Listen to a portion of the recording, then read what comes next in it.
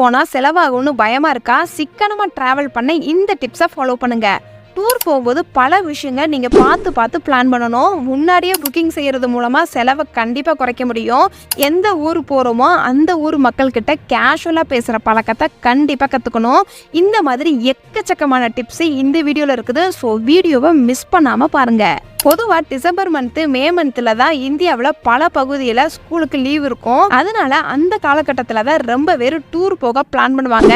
Hill station இல்லைனா ஃபேமஸாக இருக்கிற டூரிஸ்ட் பிளேஸு இந்த மாதிரி இடங்கள்ல மக்கள் கூட்டமும் அதிகமாக இருக்கும். ஃப்ரெண்ட்ஸாக போனாலும் சரி ஃபேமிலியாக போனாலும் சரி டூர் போனால் ரொம்ப காசு செலவாகும்னு சொல்லி ஒரு ஆளாவது டூர் பிளானை கெடுத்துருவாங்க. அவங்களுக்கு இந்த வீடியோவை கண்டிப்பாக ஷேர் பண்ணுங்க. சிக்கனமாக டூர் போகிறதுக்கு இந்த 5 டிப்ஸை மட்டும் ஃபாலோ பண்ணுங்க. இந்த 5 டிப்ஸை ஃபாலோ பண்ணால் பட்ஜெட் குறையுமான்னு கேட்டால் கண்டிப்பாக குறையும். டூரிஸ்ட் பிளேஸில் எந்த செலவு பண்ணாலும் இந்த 5 டிப்ஸை மனசில் வச்சுட்டு செலவு பண்ணுங்க.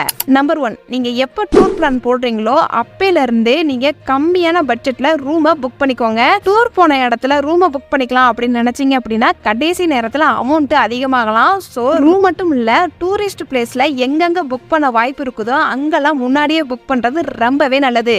நம்பர் 2, அதே மாதிரி நீங்கள் ஹோட்டலில் சாப்பிட்றீங்க அப்படின்னா மொத்தமாக ஆர்டர் கொடுக்காம வெஜ்ஜாக இருந்தாலும் சரி நான்வெஜ்ஜாக இருந்தாலும் சரி பிடிச்ச சாப்பாடை முடிஞ்ச அளவுக்கு சாப்பிடுங்க.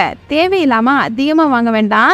இது பணத்துக்கு மட்டும் இல்லை, வெளியிடங்களில் சாப்பாடு செட்டே ஆகாது.